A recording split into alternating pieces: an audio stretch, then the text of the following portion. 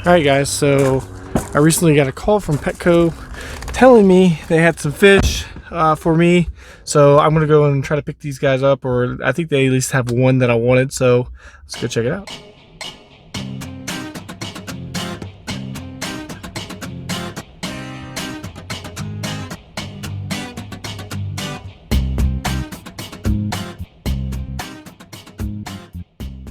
So before we get into the rest of the Petco visit and into the 29-gallon reef tank and what it looks like today, I just wanted to give you guys a huge shout out to subscribing to my channel, to commenting, and even just giving me likes. It's amazing. I never expected all this love from the community. It's really awesome, and I'm mentioning this only because, not only because, but because you're awesome, but also because this is my 1-year anniversary, I suppose, in documenting my journey of reefing.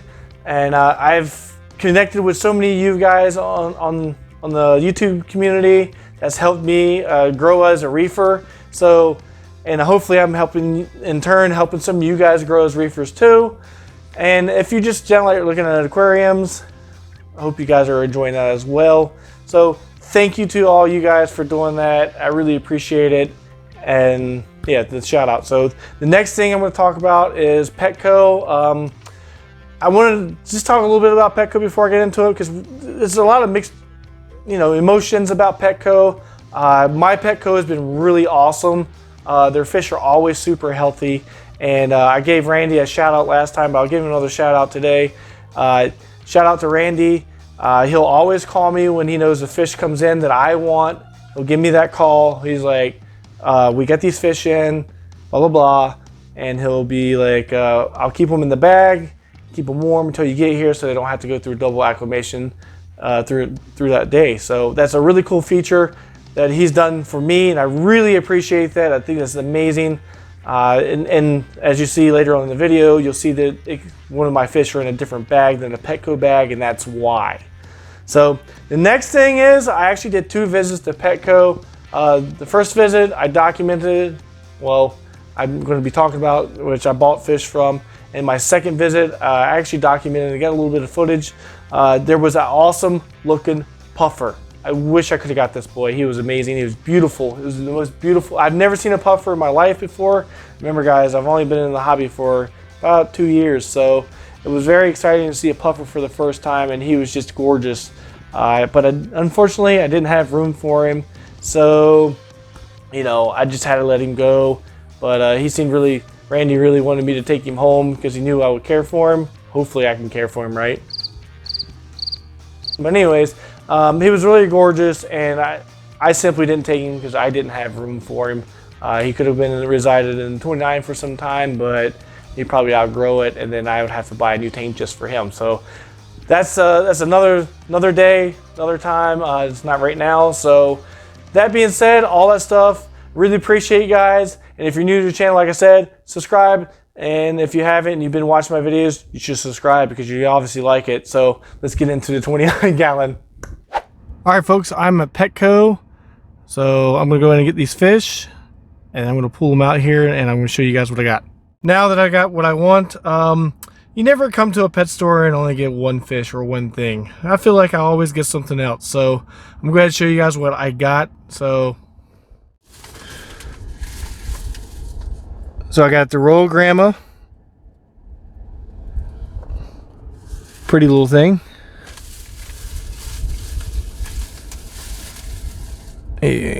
And a turbo snail that's hanging onto the top of the bag. This is going to be for the 29 to help out in that as he falls slowly down. So I also got well, I guess you would call it a Sharknose Goby. That's what they called it in the store. They're really small, but the cool thing is that they're very active fish. They're always out and about. And as Randy, the guy that helps me out with all this stuff, put his hand in the tank, he had 2 of them in that tank, and they would just crawl all over his hand. So as you can see, he's very active. So I'm excited about this guy. I think he's going to be really neat. So guys, here is my 29-gallon. Ha! Fooled you. This is actually my 29-gallon. So before I go into showing you guys my livestock, I kind of wanted to go over some of the equipment that I have in it. This is a super simple setup. My 40 gallon was way more involved in this. I just kind of wanted to go over an overview of this because a lot of people that watch these videos are extremely interested in owning a saltwater tank. Maybe they have fresh water, or maybe they've never been in an Aquarius before, but they are extremely interested in being in the hobby. I do want to encourage that it is a very possible thing. It is not hard to take care of fish. All it takes is the attention to details and just a little maintaining, and that's not a hard thing to do, especially in this kind of setup. So I'm going to go ahead and do the overview. I do have a Fluval 50 gallon filter that I'm running. It is super simple. I like it because it has a little basket in it.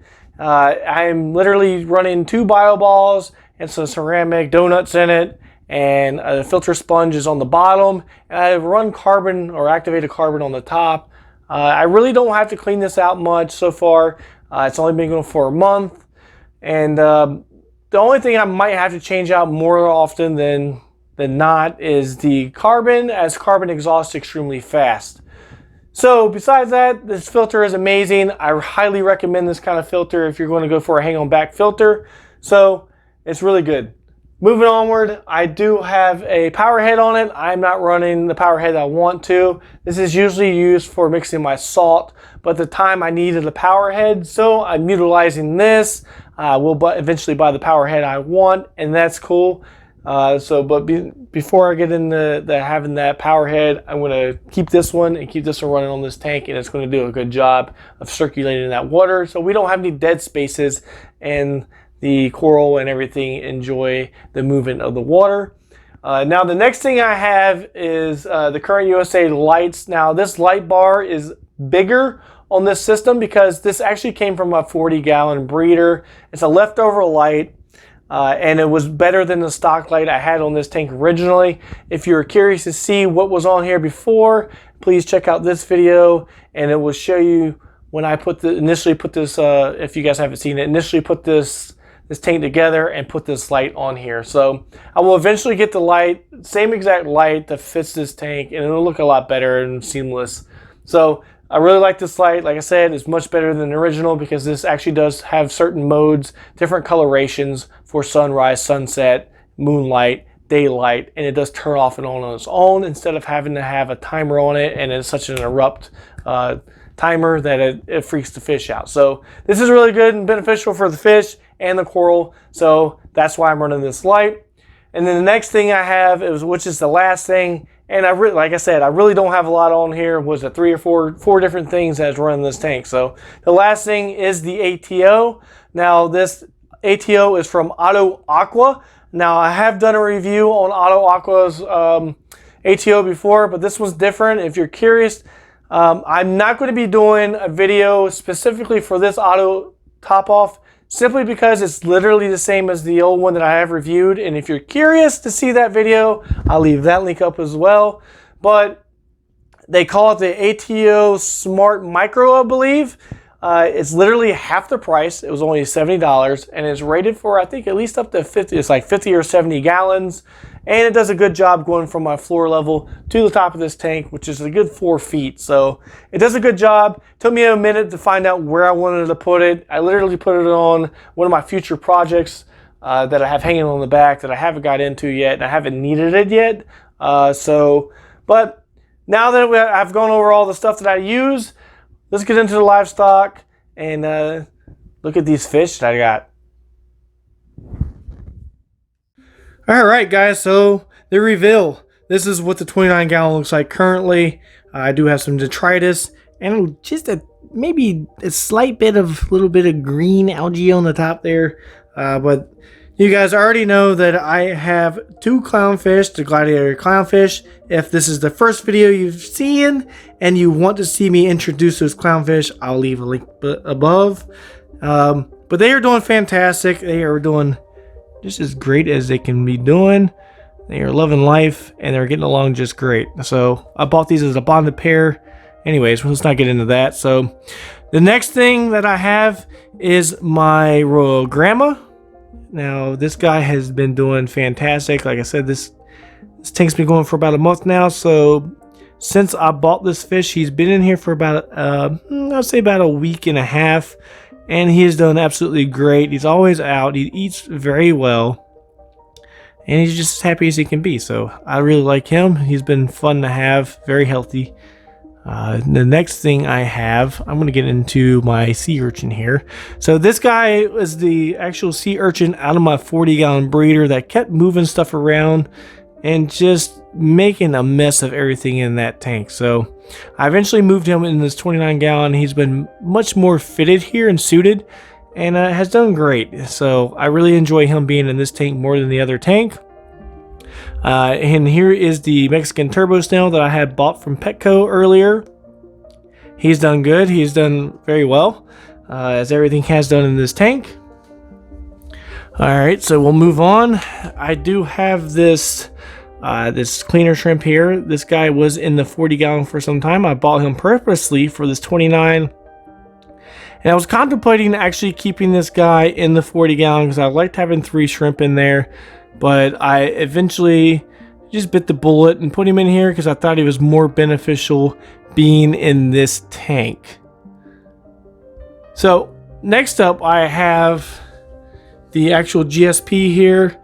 The GSP is actually doing quite well. Actually, the one that I didn't expect to come out, there's 2 color morphs here. As you see, the left side is actually like a lighter green, and the right is kind of like a brighter green. So I thought it was going to be the opposite. I thought this brighter green one was going to stay closed more than the one on the left, but it has proven me wrong, and I'm really happy that the one on the right is out and about as much as it is. So I'm looking forward to this taking over the rock structure and going up this tree. Now I have another one over here. As you see, my sea urchin has bullied this thing around and knocked it over and stuff like that, but I think it's going to do just fine. I just need to find a good spot to where it doesn't knock it over. Alright, so the next thing is this Sharknose Goby. Now he is doing a fantastic job in here as well. As you see, he likes to kind of like graze upon surfaces as he is on this filter. He really likes this filter for some reason. He likes the filter and this tree over here. Most of the time I see him hanging on these 2 objects. They get this kind of behavior because they are actually a fish that likes to eat parasites off the side of bigger fish. So I guess that's why he takes that characteristic. And it's pretty cool to see, and so far I've really enjoyed him, and the tank is doing great, guys. I'm extremely happy with how easy this tank has been to keep and start up. It has been 10 times easier than the 40-gallon. I think as you grow as an aquarist, and the more tanks you set up, the better off you get at it. So like I said, if you don't try it, if you guys are all interested in having a beautiful reef tank and you're scared to get into the hobby, the only way you'll ever get in the hobby is to just jump at it. So that being said, I hope you guys have enjoyed this episode, and if you have, or this episode, I call it an episode, this video, if you guys have enjoyed it, please hit that subscribe, give a comment, tell me what you like about it, what you dislike about it, what you would like me to do in the future, and give the video a like if you actually did like it. So thanks, guys. I appreciate you guys. Peace. Alright, guys, so I'm Jessmosis. Feel free to click on my stupid face, give me that subscribe, and if you want to see what I'm doing when I'm not on YouTube, feel free to check out my Instagram. So I'm always posting on there. And if you want to see any other videos, if this is your first video you've seen of mine, feel free to click on any of these 2 that you see on the end screen. So take care, guys, and reef on.